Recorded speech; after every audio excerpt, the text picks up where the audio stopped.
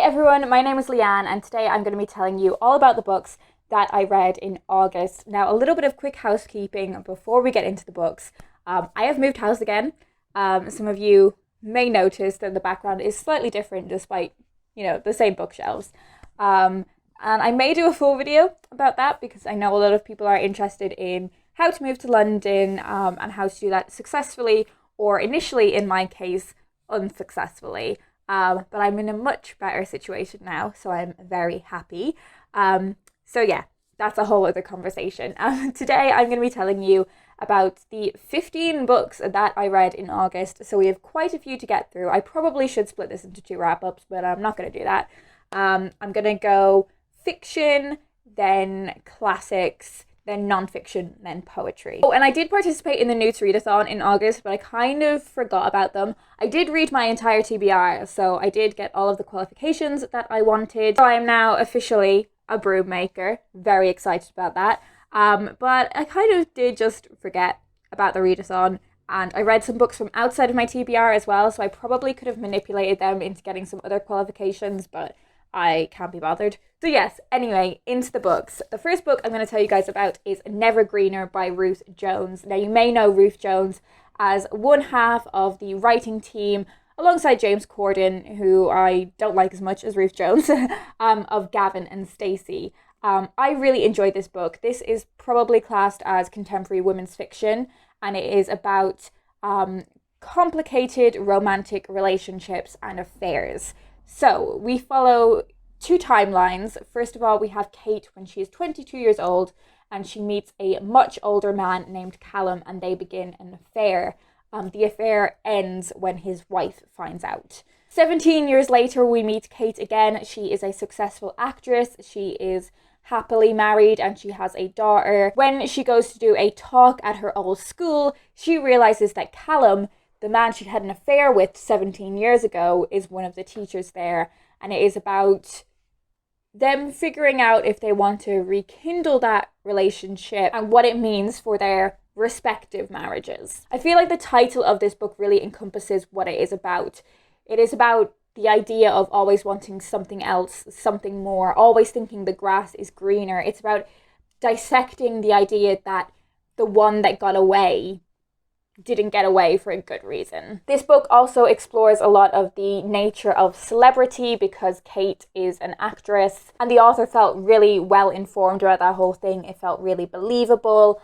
All of the characters in this feel so true to life and honest, and I think Ruth Jones is a master of crafting characters. All of the subplots in this are interesting, and all of the sub-characters are brilliantly crafted as well. Like Callum's grown-up children, they feel really honest to me.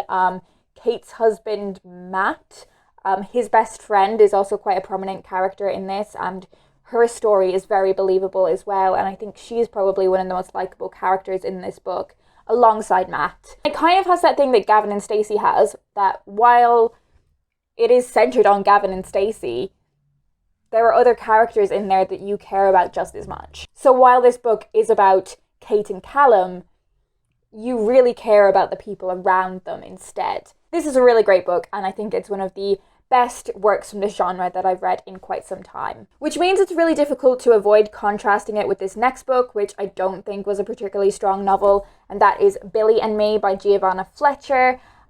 This follows a character named Sophie May who lives quite a normal, quiet life. She lives with her mother and she works in a local cafe, but she's quite content about that. She spends a lot of her time reading classic novels, and she is really excited when she finds out an adaptation of Pride and Prejudice is going to be filmed nearby.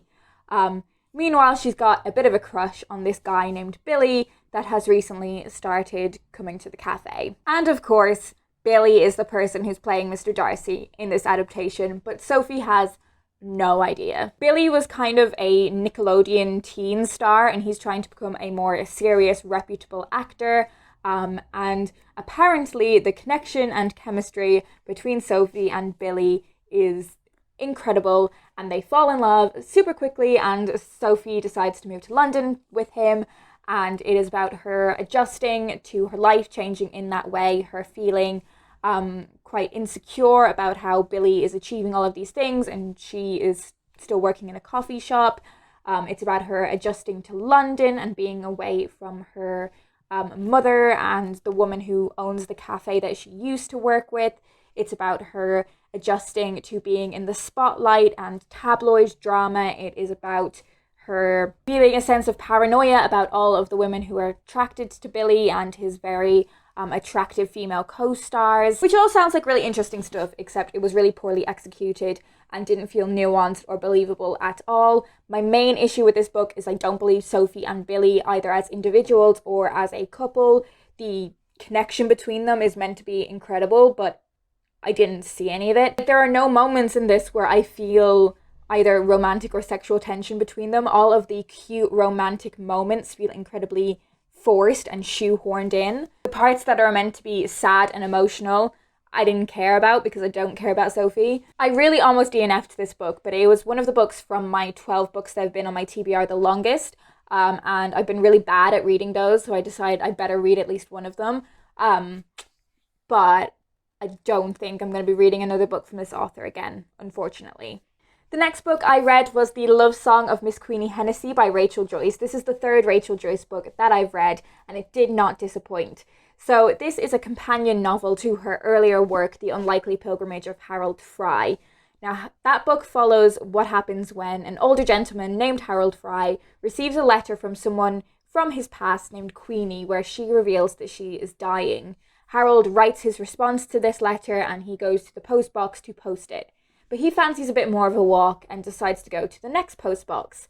And eventually he decides he is just going to walk the length of the country and actually go see Queenie in person. What's fantastic about this book is that it fills in a lot of the gaps and things we didn't know from that book. So things that were alluded to or Harold was curious about or didn't quite understand about their friendship in the past, Queenie's perspective fills that in. What I love about Rachel Joyce's books is the fact that they are uplifting and tender and honest. There are sad moments in them, but they have this like melancholic thing to them where there still feels like, despite there being heart-wrenching things happening, everything is worked out the way it's supposed to, life moves on, and there is happiness in the world. Her books do deal with very serious topics, and I will mention that there is suicide in this book. But like Ruth Jones' book, it has really superbly crafted characters that feel really true to life. And I think if you like Eleanor Oliphant, then you will really appreciate Queenie as a character as well. This is such a quick read as well. I think I read it in 2 sittings, despite it being almost 400 pages. I think she writes beautiful books and I would really highly recommend them. In August, I also read The Football Factory by John King, and this was such a surprising book for me. This book is essentially about football hooliganism. So in the first couple chapters, I wasn't sure if I was going to be able to get through it because there is a lot of violence in this book. There is a lot of misogyny. There is a lot of inappropriate racial slurs and prejudice. And I wasn't sure if I was going to be able to get past that. But this is such an intelligent novel. Our main character feels really disenfranchised with society, and he feels like he doesn't have a lot to do beyond going out and causing trouble and getting into fights and, you know, trying to sleep with women. He doesn't feel like there's anything else for him to do, and he's incredibly politically disenfranchised, but that doesn't mean he's politically unengaged. And I think he's actually very aware of the politics around him. Despite being incredibly misogynistic and using inappropriate language, it's just because he's never been shown why he shouldn't be like that. He doesn't feel an affiliation with right-wing politics, nor does he feel an affiliation with left-wing politics.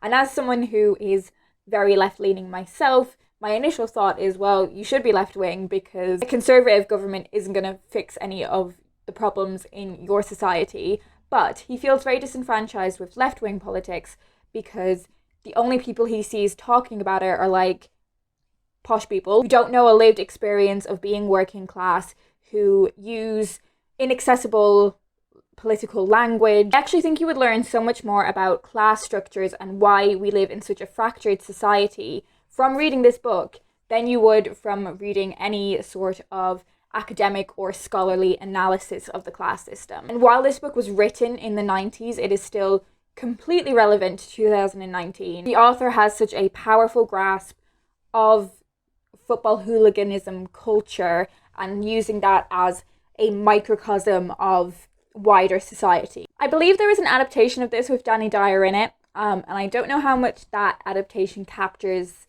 that side of the book, but I would be really interested to watch it and see how it's done. But yes, if you are interested in the class system at all, I would really recommend this book. I think it's phenomenal. I also listened to Sour for Reasons, If You Could Be Mine on audiobook. This is an LGBTQ plus work that is set in Iran, and it follows the relationship between two teenage girls. So we have Sahar and Nazreen. They are 17, and Nazreen is getting married despite being in love with her best friend because it is what she needs to do, what is expected of her, that kind of thing.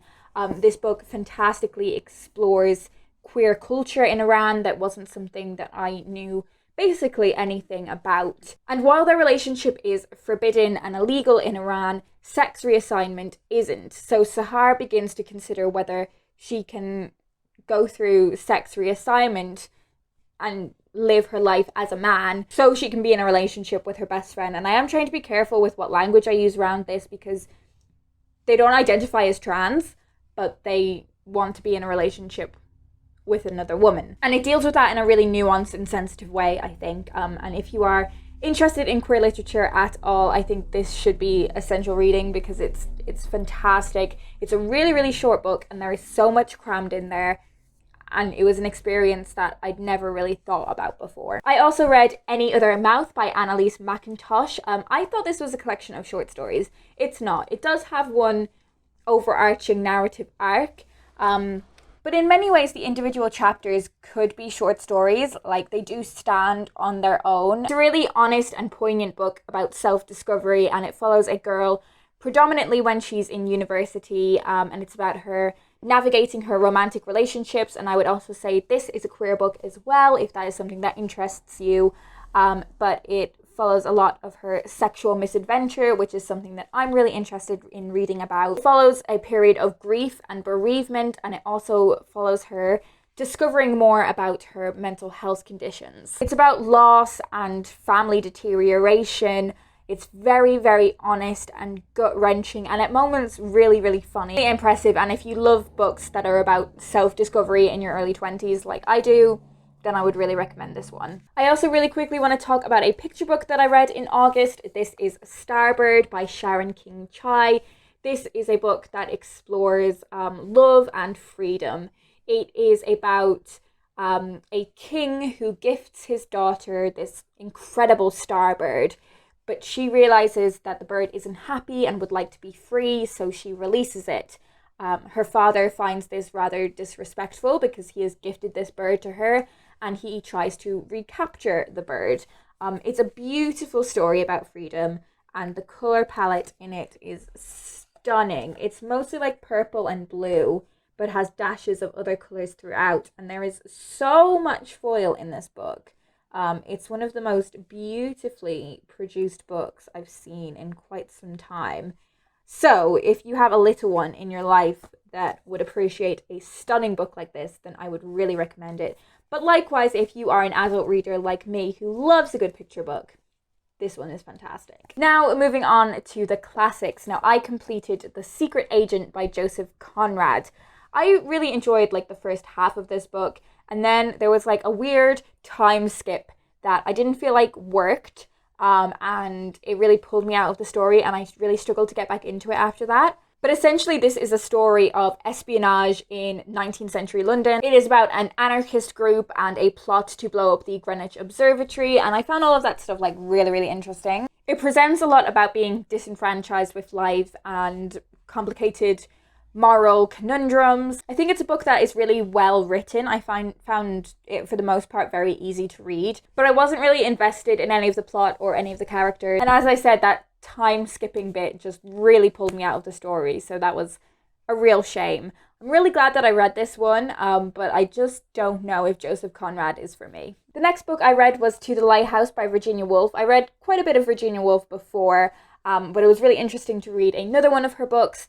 This book follows the Ramsey family and a few of their friends. So we have Mr. and Mrs. Ramsey and their 8 children and some family friends. They are on holiday, and essentially the entire plot of this novel, so they want to go to the lighthouse, but the weather's too bad, so they don't go to the lighthouse. And then 10 years later, they go to the lighthouse. Also, there's a family friend that is doing some painting, and Mrs. Ramsey is making a stew, and that's essentially the plot. Sounds riveting, I know, but this is a really like a quintessential modernist novel in that it reevaluates and examines and dissects things that we just take for granted as the norm and the way things should be. The narrative perspective in this book is really interesting because it is both stream of consciousness and free indirect speech. The free indirect speech is something that you may be familiar with from Jane Austen's novels, where it's third person, but the third person narrator takes on characteristics of the character whose perspective you are particularly looking at. It's also something that you see in William Faulkner's books. But what's really interesting about this is one of the main perspectives that the narrator takes on is that of the house. There's also a lot in this book about exploring the ideas of immortality. Characters can continue to live on both through the people that they leave behind, so for instance their children, but also the nature of art and what art means and whether art is important even if it feels like it hasn't made any cultural significance. Is it important just in the fact that it exists and it gives both the artist and the thing that it's depicting a way of lasting forever? It's a really interesting book, and I probably didn't think about it in as much depth as it warrants. But if you, like me, have read a little bit of Virginia Woolf before and you are interested in reading more of her work, it was definitely still worth reading, and it's a really short one as well, which is always helpful. Now, moving on to the non-fiction, I read Constellations by Sinead Gleason.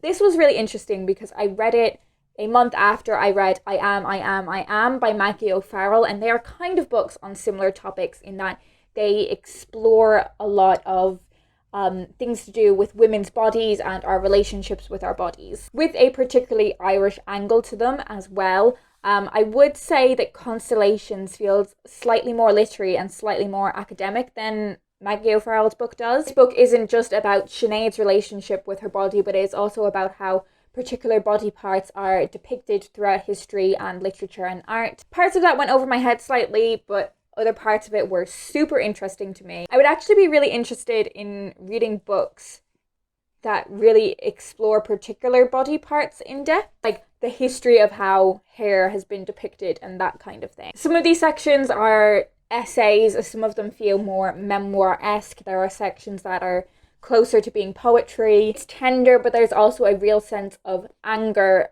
towards how women have been treated by society.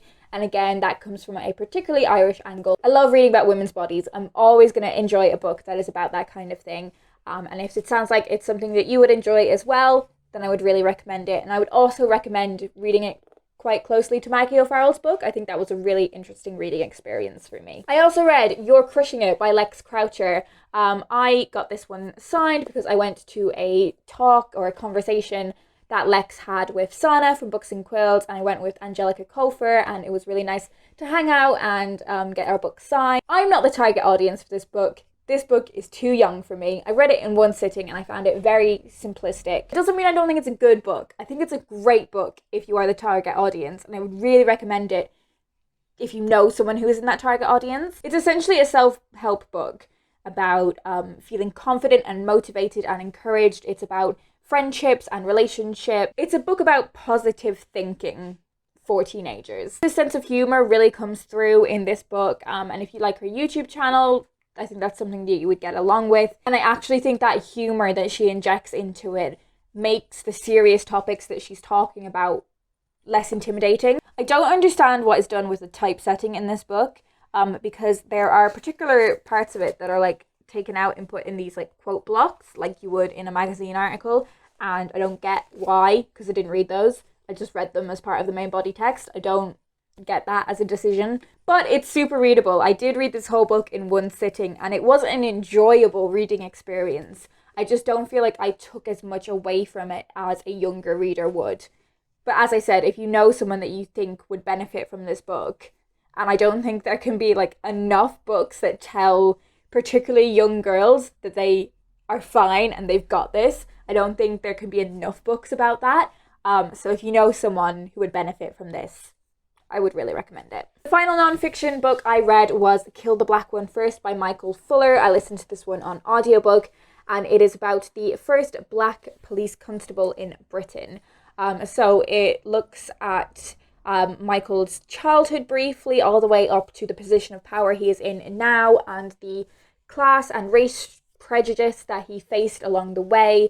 What I found really interesting from this book was actually a lot of the backlash that he faced from people in the public was from other people of colour who saw him as betraying them by becoming a police officer. And it also looks at the systemic prejudice that he faced as part of the police force. This was a really interesting book. Not only am I someone who will always benefit from learning about marginalised experiences that are different to my own, I also didn't know basically anything about the police force, so that was all really, really interesting to have those two learning experiences blended together. There were moments in this book that I think felt quite repetitive, and I could have done with a tighter piece of editing. But overall, I learned so much from this book, and if it's something that you would like to learn about, then I think it's a really great way of doing that. But I feel like I would have probably got on with this book more if I'd watched a documentary about the same subject. And finally, on to the poetry. So I read Rock, Paper, Scissors by Richard Osman. This is a collection about the poet's direct experience of a terrorist attack in London in 2017. There are individual poems about that occurrence, but there are also translations of Beowulf and the Quran as well, which doesn't feel like it should work. Like, I feel like it's a melting pot of too many things, but it really does work, and the poet has brilliantly selected which sections of those texts he is translating and including. And in those translations, there is also a reflection on the struggles of translation, or less translation, but I suppose more interpreting. He deals with really complex subject matters in a really sensitive way, and after the poems have concluded, there are sections where he discusses some of the decisions he made throughout the collection, and as someone who writes poetry myself, I found that fascinating. I think living in the tense and fractured times that we do live in, this is a really important collection. I also read Sincerity by Carol Ann Duffy, and this is her last full collection as a poet laureate. She's fantastic. Like, I knew I was going to love this book because Carol Ann Duffy is one of my absolute favourite poets. She is so witty. She is a true master of the poetry craft. Sometimes I can read poetry collections quite passively and just kind of enjoy them for what they are, but when I read a Carol Ann Duffy collection, I am constantly like looking back at her poems and looking at what she's done and the decisions that she's made and how she has chosen particular words. I love her. There are love poems in here, there are funny poems in here, there are political poems in here that reflect things like Trump and Brexit, but they're done in such a quintessential Carol Ann Duffy way. There's also reflections on the Poet Laureate position itself, and I found that really interesting as well. It's utterly brilliant. She's just so honest and so talented, and I'm always going to love everything that she writes. And the final book I have to talk to you guys about is Poems to Live Your Life chosen and illustrated by Chris Riddell. So this is an anthology of a bunch of, I suppose you would call them, a lot of them are classic poems, but there are some more like contemporary writers in there as well. I think it's a great introduction to poetry if you're someone that doesn't really know what kind of poetry you're interested in, because there's lots of different kinds of poetry in here. Most of the poems in here I had read before as someone that does read a lot of poetry, but what is so fantastic about this book is that it is illustrated by Chris Riddell, and it has his stunning illustrations throughout, and it just gave such a different way of reading these poems. The way the book is put together makes it feel like it's almost a notebook, because they're like pencil sketches, and like the type of paper that's been used, it feels like you're just flipping through Chris Riddell's notebook. Genuinely, his illustrations add so much to the reading experience of this book, and I'm not a massive rereader, so it was great to reread these poems but have something extra as well. I really, really appreciated that and enjoyed it, and I think this book is fantastic if you are a reluctant poetry reader. But also if you are somewhat of a seasoned poetry reader and you are looking for a new way to enjoy old favourites. So that's it. These are all the books that I managed to get through in August, plus a couple of audiobooks as well. I feel really good about my reading in August. I got through a lot, which I feel like was me bouncing back from the previous month where I didn't read as much as I normally do. I've definitely got into the swing of having a full-time job and also reading enough at the same time. If you've read any of these books, do leave me a comment down below and let me know what you thought of them. I would love to have a chat with you down in the comments. And let me know what you're currently reading because I would love to know. I hope you guys are having a wonderful day and I will talk to you in my next video.